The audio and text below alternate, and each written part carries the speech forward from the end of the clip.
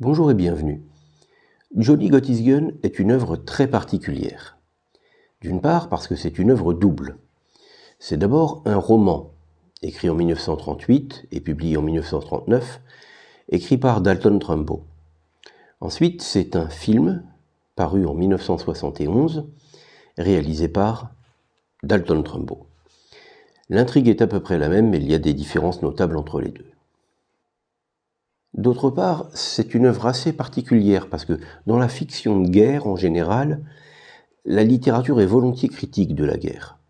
On pense aux œuvres de Hemingway, comme par exemple A Farewell to Arms, L'adieu aux armes, ou For Whom the Bell Tolls, Pour qui sonne le glas. C'est une habitude de la littérature. Mais en revanche, le cinéma est beaucoup moins critique. En général, les films de guerre glorifient l'armée et en fait des soldats des héros.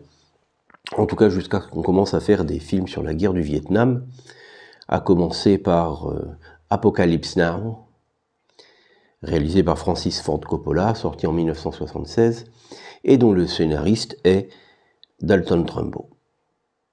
Enfin, Johnny Got His Gun est une œuvre particulière parce que c'est vraiment un manuel pour apprendre à faire une étude de texte. Pour faire une vraie étude de texte, il va falloir utiliser des mots un petit peu savants. Des mots comme épanadiplose. Une épanadiplose, c'est une phrase qui se termine par le même mot que celui par lequel elle a commencé.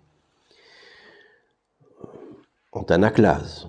Une antanaclase est une figure de style qui consiste à utiliser deux fois les mêmes mots dans deux phrases successives, mais dans un ordre inversé et dans une acception différente. Enfin, il y a donc tout un vocabulaire comme ça, un petit peu technique, très utile, mais qui rebute les débutants. Vous avez entendu cette répétition du son but? Alors, dans les répétitions, il y a les assonances. Les assonances, c'est quand une voyelle ou un son vocalique se répète. Par exemple, les sanglots longs des violons de l'automne bercent mon cœur d'une langueur monotone. Il y a les allitérations. Les allitérations sont les répétitions de sons consonantiques. Pour qui sont ces serpents qui sifflent sur nos têtes? Là, rebute les débutants, on a bien le son but qui se répète dans les deux cas, mais ce n'est pas le même mot. C'est donc une paronomase. Alors, ce lexique est un peu ardu, difficile à assimiler, et le très gros avantage d'un texte comme Johnny Got His Gun, c'est qu'on voit tout de suite ce à quoi cela correspond. Le vocabulaire technique, il faut l'apprendre. Ce que ce vocabulaire recouvre, le texte permet de le voir immédiatement. Parlons d'abord du livre. Le titre est inspiré de la chanson de George Cohan, Johnny Get Your Gun. C'est une chanson qui avait été utilisée pour inciter les Américains à s'enrôler dans l'armée au moment de la Première Guerre mondiale.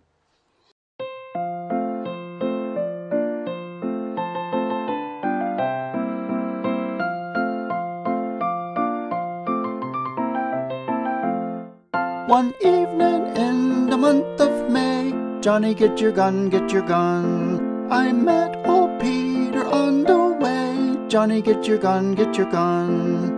Moses wept and Abram cried. Johnny, get your gun, get your gun. Satan's coming, don't you hide. Johnny, get your gun, get your gun. Le passage du présent Johnny Get Your Gun au passé Johnny Got His Gun indique qu'on va parler des conséquences de ce qui se passe quand effectivement on prend les armes. C'est-à-dire que le livre va dénoncer les conséquences de la guerre en réponse à la chanson qui appelait à s'engager dans la guerre. C'est donc un livre qui délivre un message très différent de celui que les autorités envisagent de délivrer à la veille de la Seconde Guerre mondiale. C'est un livre pacifiste. Il va donc être interdit à sa sortie. Dalton Trumbo va devenir assez coutumier des problèmes avec la censure. Au moment du maccarthisme, on va l'accuser de communisme et il va évidemment avoir tout un tas de problèmes pour réussir à publier. Sur sa vie, je vous recommande assez chaleureusement le film Trumbo de Jay Roach avec Bryan Cranston dans le rôle titre. L'intrigue de Johnny Got His Gun est assez simple. Un jeune homme, Joe Bonham, bon jambon, on appréciera l'humour de l'auteur quand vous verrez ce qui lui arrive, est un jeune Américain de 20 ans qui décide de s'engager dans l'armée. Get your gun. Mais à peine arrivé sur le front, un obus explose à côté de lui. Et il va perdre les 2 jambes, les 2 bras, ainsi que tout son visage, les 2 yeux, le nez, la bouche et les 2 oreilles. Il est réduit à l'état de tronc, nourri directement par un tuyau qui va dans son estomac. Il se réveille sur un lit d'hôpital, sans savoir où il est, quand il est, combien de temps s'est écoulé, et il lui faut un certain temps pour comprendre qu'il est réveillé. Parce que forcément, s'il ne voit plus rien, c'est parce qu'il n'a plus d'yeux, s'il n'entend rien, c'est parce qu'il n'a pas d'oreille, etc., etc. Et il lui faut un certain temps pour comprendre ce qu'il est devenu. Le roman est raconté en focalisation interne, c'est-à-dire à travers les yeux de Joe. Le lecteur n'en sait pas plus que lui. Il navigue entre réflexion, enquête, délire, rêve, réalité, souvenir, tout cela dans une espèce de mélange qui finit par devenir complètement délirant et on comprend clairement que le personnage est en train de perdre la raison. Quelques événements vont quand même venir jalonner sa vie. Il va tenter de se suicider, par exemple, mais évidemment, dans l'état où il est, on a vite fait de le remettre dans son lit, de le sangler pour éviter qu'il se fasse du mal. Et puis, avec l'habitude, comme son sens du toucher va se développer, il sent le sol vibrer légèrement, la chaleur du soleil sur sa joue, donc il arrive à faire la différence entre le jour et la nuit, il sent quand il y a une ou plusieurs personnes dans la pièce. Au bout d'un moment, il arrive même à savoir qui est dans la pièce, si c'est l'infirmière de jour ou l'infirmière de nuit, enfin ce qu'il pense être l'infirmière de jour ou l'infirmière de nuit. Et grâce à cette nouvelle appréhension de l'environnement, il comprend un jour qu'il y a beaucoup de gens autour de lui, et il sent un poids d'un seul coup sur son pyjama. Il comprend qu'on vient de lui donner une médaille. Il tente au bout d'un moment de communiquer avec le monde extérieur. Communiquer en bougeant la tête pour faire du morse. À l'époque, le code morse est connu par tous les soldats. Mais pendant très longtemps, à chaque fois qu'il commence à bouger pour essayer de communiquer quelque chose, on lui administre un sédatif. Les gens pensent probablement qu'il est en train de convulser. Mais il insiste, et finalement, un jour, quelqu'un finit enfin par comprendre qu'il essaye de communiquer et lui répond en tapotant sur son front, en morse, « Que voulez-vous » Bien entendu, Joe, dans l'état où il est, il demande à mourir. Et on lui répond « Ce que vous demandez n'entre pas dans le cadre de nos attributions. » Et plus jamais personne ne communiquera avec lui.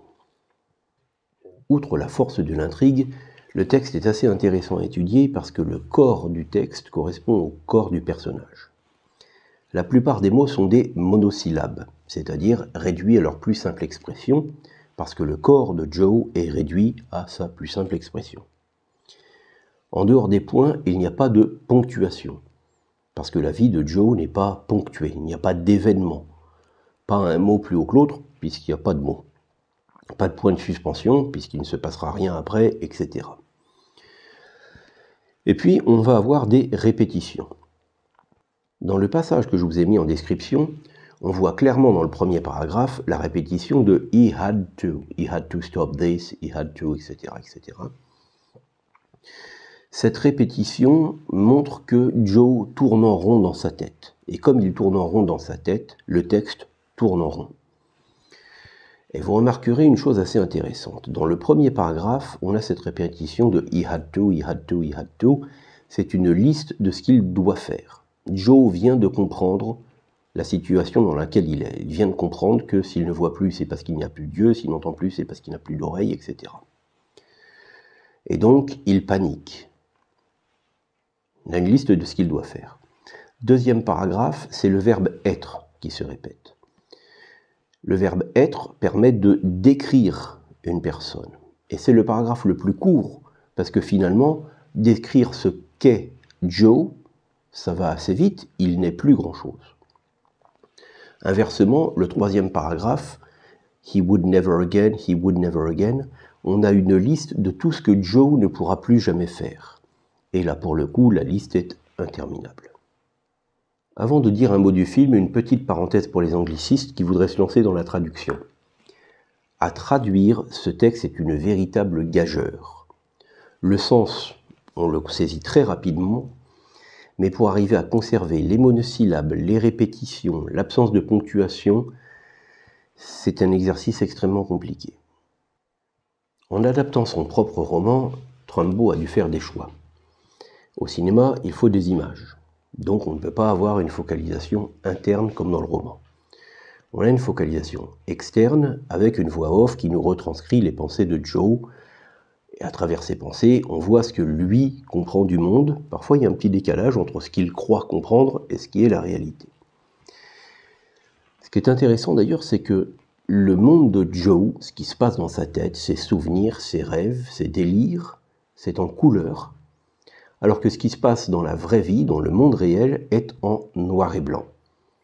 Finalement, même si Joe finit par perdre complètement la raison, il parle avec Jésus, il délire totalement dans une espèce d'amalgame de souvenirs, de rêves, de n'importe quoi. Mais finalement, il s'évade, il échappe au monde réel, sordide, triste et déprimant, dans lequel on voit la cruauté des militaires. À un moment, une infirmière a fini par avoir pitié de Joe et tente de le tuer. Mais un médecin militaire l'en empêche et la punit.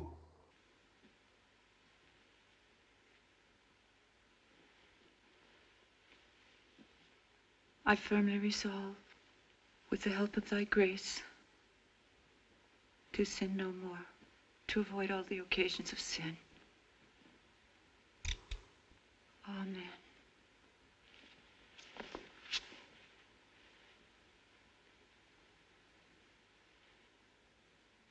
Oh, nurse, beautiful, beautiful nurse. Thank you. Thank you. Thank you. Dear God, thank her for me. Be sweet to her, God. Make her happy. Make her beautiful. Make everything she wants come true. Make everyone love her. No. No. Leave the room. Oh, somebody stopped her. Why? I said, leave the room. Give me the key. What's happening? The key. Go on. C'est donc une œuvre très atypique. Malgré son interdiction à sa sortie, le livre a obtenu le Booker Prize, qui est plus ou moins l'équivalent américain du Goncourt, et le film a obtenu la Palme d'Or à Cannes. C'est donc une œuvre double, véritablement magistrale, très importante, à connaître pour des raisons philosophiques, littéraires, civilisationnistes et stylistiques. Merci d'être venu. Repassez me voir à l'occasion.